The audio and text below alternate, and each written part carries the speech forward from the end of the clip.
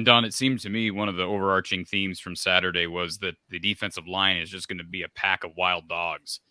And I'm optimistic about the line, but I'm still hesitant because you and I both know that was probably the weak spot of the defense last year, and specifically in pass rush.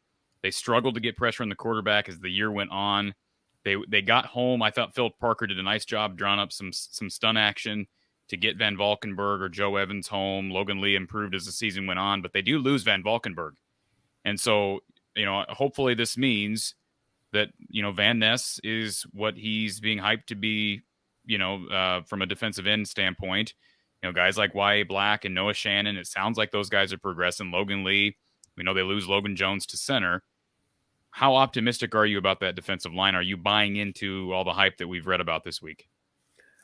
I don't have any doubt that we're going to be really solid on defense again. And I don't doubt, especially when you're able to substitute players in at the D-line position, and we're able to do that, you're going to get good performance. If you got an offensive lineman that's out there for his 65th snap and the guy he's going against has only played 30 snaps, I got news for you. On a warm September day, that's going to make a difference late in the game. So it does help to be able to substitute with quality players as backups. And you see that a lot in our defensive line. You won't see that much at linebacker. You won't see that much in our secondary, but you'll see it in the defensive front for sure.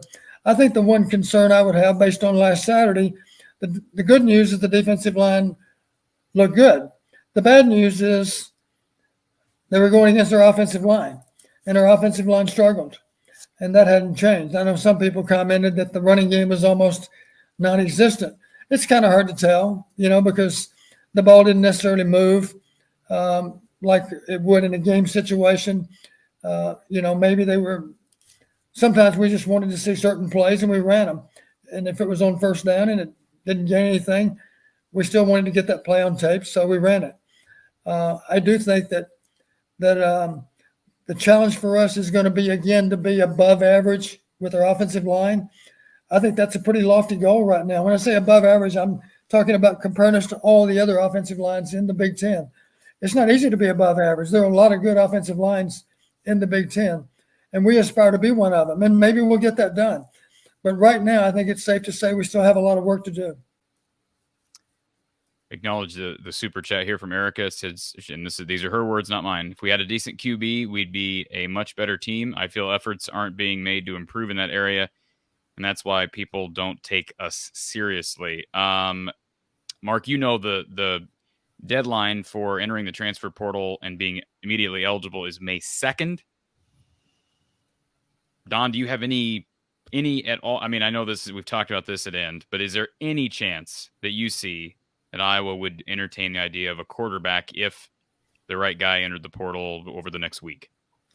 There's always that possibility. As you know, Corey, because you followed it really closely, we've had all kinds of opportunities to get involved with backs, and we've chosen not to. And maybe in rare cases, we don't know what they know. Maybe we have reached out to a certain quarterback and we simply haven't made the cut. Maybe we didn't get down to his final five or whatnot. We don't know. I'm not sure of that. And I think it is a true statement that even April winds down here, because all those spring games have come and gone now, I think it's entirely possible you'll see some name quarterbacks that hit the transfer portal. When I say name, maybe they haven't established themselves as a starter, but they've actually got starting experience. They simply lost out to one other quarterback. And, of course, they're not really that excited about being second team. I think it's possible there. I'd be shocked if there aren't a few more quarterbacks to enter the portal here at the 11th hour. I think that'll happen. And I do recall, too, I believe, Corey, you talked about this the other day. There's a break in the action, so to speak, with the transfer portal. But if I'm not mistaken, is it August 1st when they can declare again? Yeah, but I don't believe Mark, you'd know better than I would. I think August 1st they can re-enter, but I don't think that ensures immediate eligibility. I believe that you would have to request a waiver at that point to be immediately eligible, as opposed to the one-time transfer rule, correct? Yeah, that's my understanding.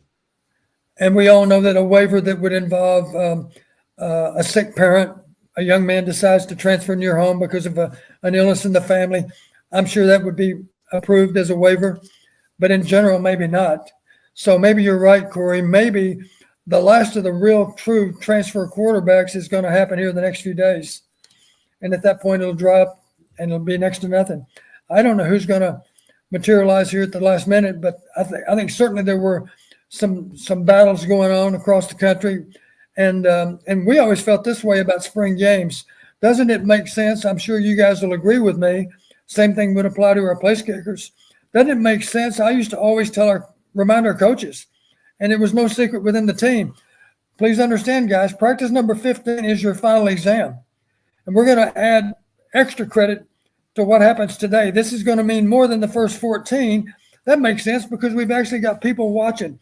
It to some level or another, it resembles a game in the fall. So those players that haven't played in front of a crowd, of course, we're going to add extra value to those last snaps on practice number 15 because it does approximate a game. But you can't do that, Don, unless you're getting equal snaps against equal opposition. That's the problem with what we saw. True.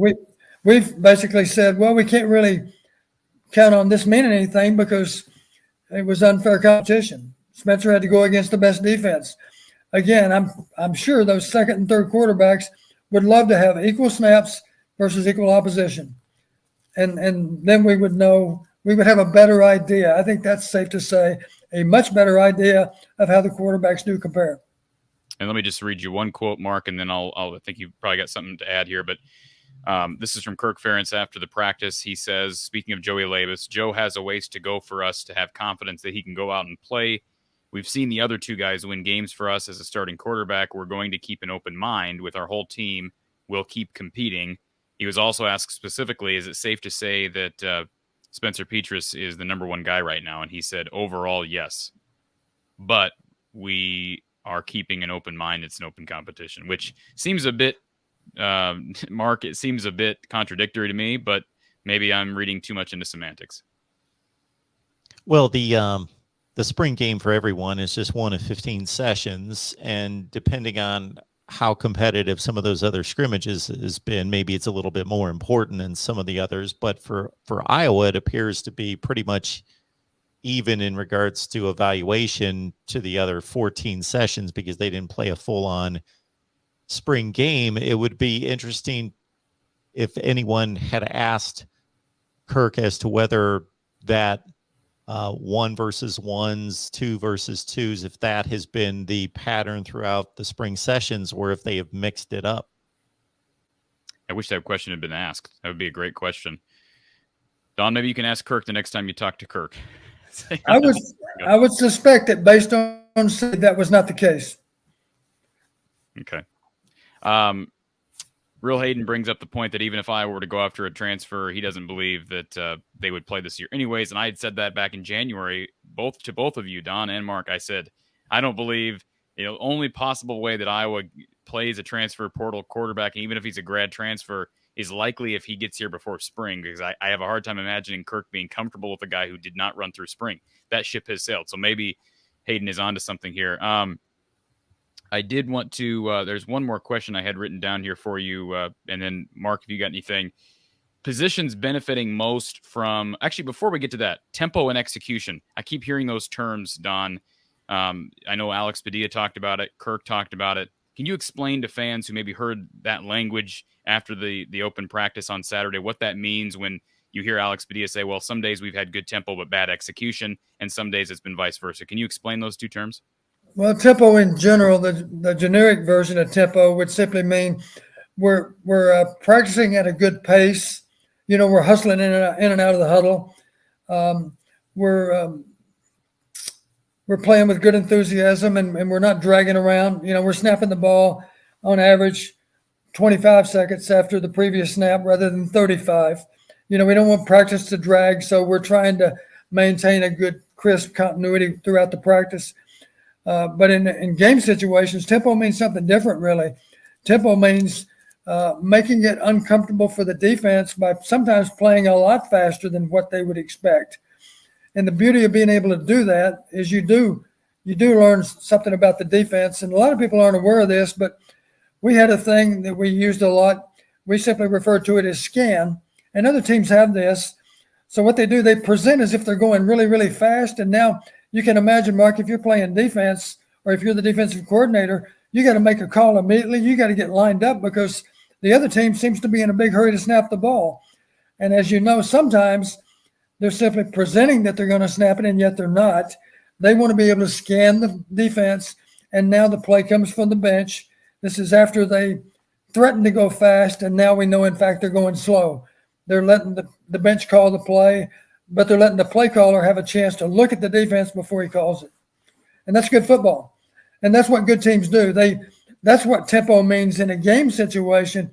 It means having the capacity to play fast and make the defense uncomfortable with how fast you're playing. Yeah, I think we all see that repeatedly in various games every Saturday afternoon, where we'll see offenses rush to the line, get set, but then here come the hands on the hips and looking toward the sideline, and it gave that presentation of an up tempo, but then they slow. It's rare when we present a fast tempo. It's rare when we snap the ball in a hurry. Typically I think our mindset, and it's had pretty good success, is let's shorten the game as best we can. Let's try to have only 12 possessions, not 14. Let's rely on our defense to be able to win closer, low-scoring games. That's, I think, the mindset that we've shown. I do recall, I'm thinking about, remember the guy at Texas Tech? And here's a good example. A good friend of mine, Art Brawls at Baylor. I remember one time he brashly said, if we snap the ball 90 times, we win every time. And the truth of it is the defenses in the Big 12 got to be better at defending Baylor and Texas Tech. They were notorious for playing fast. Oklahoma's played fast at times too.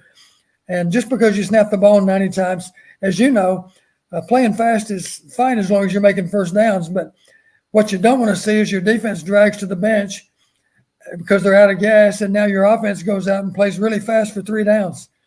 And now the defense is back out there again after the punt or after a turnover. You don't want that. And that's one reason to play slow, of course, is to give your defense a chance to recover so that they can have a little more bench time. Time of possession is a pretty good stat to have on your side.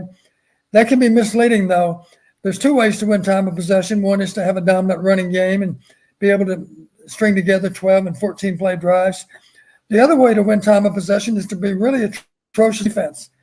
Now you give up quick scores, and your defense is not out there very long. Your offense wins time of possession, but the game wasn't that close because Ohio State, since I know Mark knows a lot about Ohio State's a prime example. They have games that they win by 4 touchdowns and they lose time of possession. It's because they scored so fast. And I think Michael Locksley probably understands the flip side of that. Yeah, it's a good problem to have. Michael Locksley understands both sides of that because when they're playing Kent State non-conference, he's on the plus side of that, but then he's experiencing the flip side against Michigan and Michigan State and so forth. Yeah, absolutely.